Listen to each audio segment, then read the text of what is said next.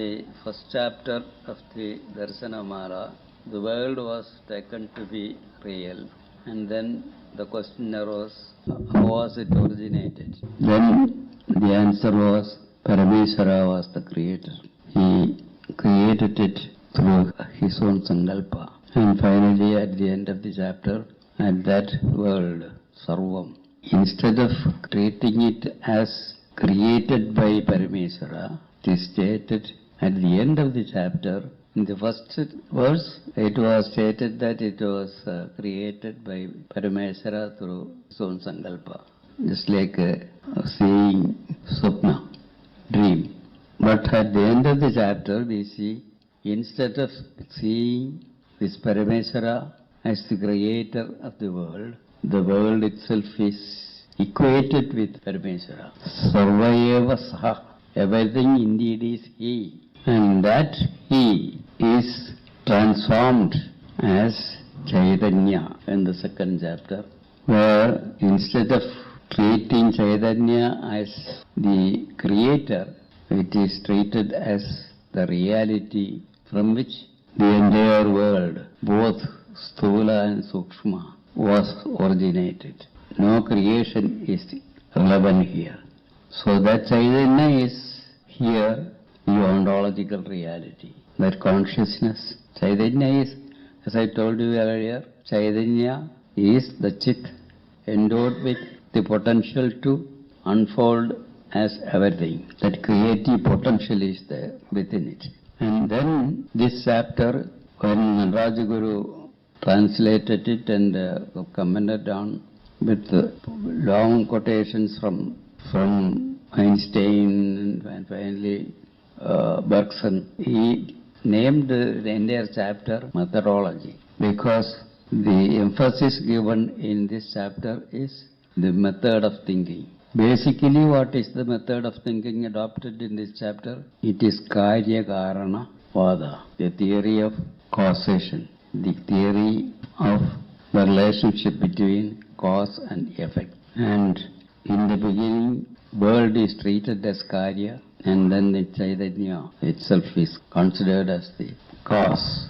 And cause alone has its own origin, existence. Effect has no existence of its own. That is the methodological context, not ontological context. Then this world has no existence of its own. How can something non-existent have an origin? So the world was not originated. That means we were also not originated. Nothing is originated and nothing gets dissolved. And immediately there is a trapeze-like change of scene. Guru says that which has no origin and that which has no dissolving, that is Brahman alone. Thus, Brahman alone is now found out to be the final cause, and this final cause itself is that appears as the entire Karya, the world. Karyatvad asado asyasti karanam nahyado jagat brahmaivadarhi sat asat iti muhyati mandadihi. Karyatvad asadaha. ഇത് കാര്യമാണ്. ഏത്? ഈ ലോകം കാര്യമാണ്. അതുകൊണ്ട് അത് അസത്താണ്, സ്വന്തമായ ഉണ്മയില്ലാത്തതാണ്. കാര്യത്വാദസഹ. അപ്പോൾ അതിന് ഒരു കാരണം ഉണ്ടായിരിക്കണം. അസ്തി കാരണം. നഹ്യതോ കൊണ്ട് ഈ ലോകം ഇല്ലാത്തതാണ്. പിന്നെ ബ്രഹ്മൈവ തർക്കി, അത് ബ്രഹ്മം തന്നെയാണ്, ലോകമല്ല. നമ്മളീ കാണുന്നുണ്ടോ? ഉണ്ടല്ലോ. എന്തിനെ കാണുന്നു? അവിടെയാണ് തെറ്റിപ്പോയത്. ബ്രഹ്മത്തെയാണ് കാണുന്നത്. ലോകം എന്ന് നിങ്ങൾ തെറ്റിദ്ധരിക്കുന്നു. So you open your eyes and see. What do you see? You see only Brahman? Do you see the world or do you see Brahman? Precisely, you see the world with the eyes. With the eyes also you can see only Brahman. Whatever exists is Brahman. Then how can you see the world? World has no existence other than as a form of Brahman. So what do you see is Brahman. In the Advaita Daipika, Narayana Guru very clearly says, if you think in terms of causality, you find only Brahman existing. and no world. But when you open your eyes, what you see is the world. How do you explain it? You argue that, you establish in your argument that Brahman alone exists, world has no existence. But when you open your eyes, you see the world existing. How do you explain it? Narayana Guru says, that is only because of your avidya. Jnaniki sattulaga. That is the key words of Narayana Guru. In the perception of a jnanin, the existence of this world is not of the existence of the world, but it is the existence of Sat.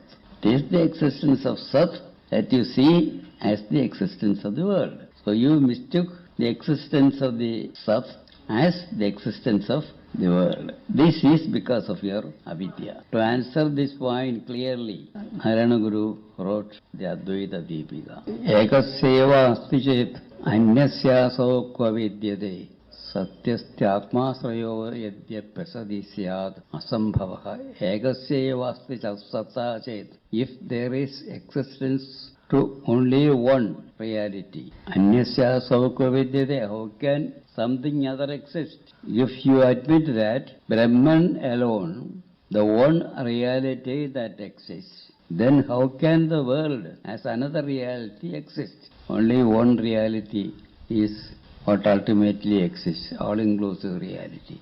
Then how can another reality exist? No, not possible. Simple logic.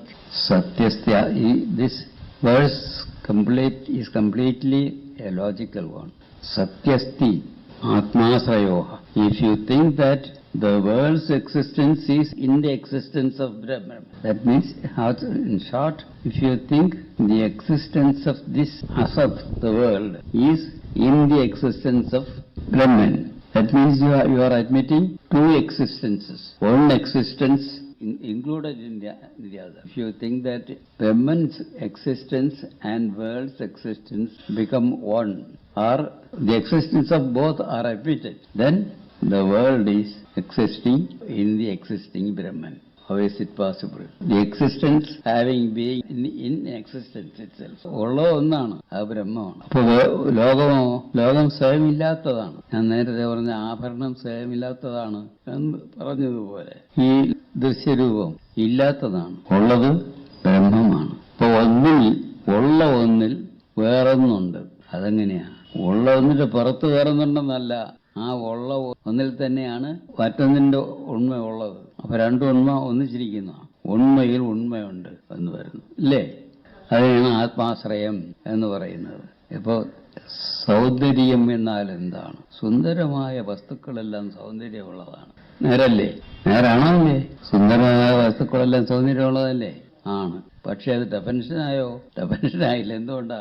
ഇതിനെ തന്നെ ആശ്രയിച്ച്, അതിനെ സൗന്ദര്യത്തെ തന്നെ ആശ്രയിച്ചുള്ള ഒരു ഡെഫിനിഷനായിപ്പോയി. അതിനാണ് ആത്മാശ്രയ ദോഷം. ലോജിക്കില്, തർക്കശാസ്ത്രത്തില് ഒഴിവാക്കേണ്ട പലതരം ദോഷങ്ങളെപ്പറ്റി പറയുന്ന കൂട്ടത്തിൽ പ്രധാനപ്പെട്ട രണ്ടാണ് ആത്മാശ്രയവും അസംഭവം. അതുപോലെ ഇപ്പൊ ഉള്ളതിലുണ്ട് എന്ന് പറയുന്നത് ആത്മാശ്രയം. To say that the existence of something is in the existence of something else. That means the existence of is in the existence. That is tautology. Tautology means an argument based on the point in itself. For example, if you say, what is beauty? Everything that is beautiful has beauty. But did you say anything new? No. That is defining something based on what to define. That is Atmasraya dosha, tautology, the fallacy called tautology. The other is asambhava, not possible to happen anywhere. A horse's horns, is it possible? No, it is not possible. That is an asambhava, impossible. In the same way, asadyasyad asambhava. If you say the existence of the world is from something non-existent, is it possible? No. So these two fallacies have to be avoided. Then what remains is perceiving Brahman and the world as not different in their existentiality, in their state of being existent. So the existence of the world and the existence of Brahman are not two, but one. Vibhajya avayavam sarvam ekaikam tatra drishyate chinmatramaghilam nanyat iti maya viduraham. In the first verse we saw the world not originated but coming out from on Chaitanya. On Chaitanya itself becoming unfolded as the entire world, including mind and matter. And the intention of this chapter as a whole is apavada, negating reality of the world and finding out what is really real. And what is that really real? At the end of the chapter, Guru says, Sarvam hi Satchidanandam. So it's perceiving everything as Sat, Chit and Ananda, not negating them, but perceiving them as Satchidananda. So there are two ways of perceiving the world in Vedanta. One is negating the existence of the world. That is part of the method of study, method you adopt in your studies, Vedantic studies. But finally what you establish is all you found out to be unreal in the beginning is nothing but various forms assumed by the one ultimate reality, Brahman. That Brahman alone exists. And what about me? I am also that Brahman. That is what in the Mahavakya, Aham Brahmasmi, I am Brahman indeed, indicates. So here also, at the end of this chapter, we see Sarvam Hi Satchidanandam. Everything indeed is Brahman. So we have to come to this conclusion. First, the Sat aspect is taken. And it is for that purpose we relied on the Karya-Karanavada, the theory of causation. And that causal reality is Chaitanya. And now, Vibhajya avayavam sarvam ekaikam tatra drishyate chinmatramaghilam nanyat iti maya viduraham. So everything that we see as the world really is nothing but Brahman. That is what you have seen so far. Is it so?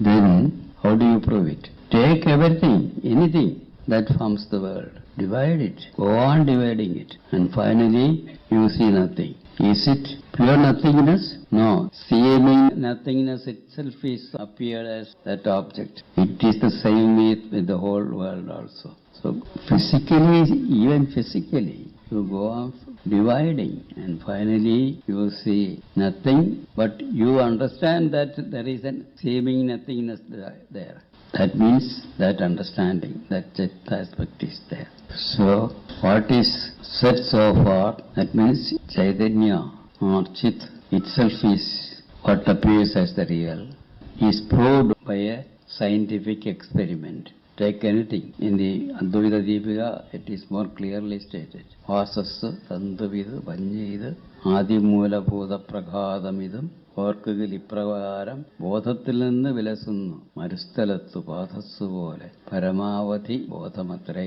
So it is the one consciousness, one dividing, and finally you see nothing, and that nothingness is known to you. That knowledge is there. That Chit, that knowledge is there. You cannot deny the existence of that knowledge or Chit aspect.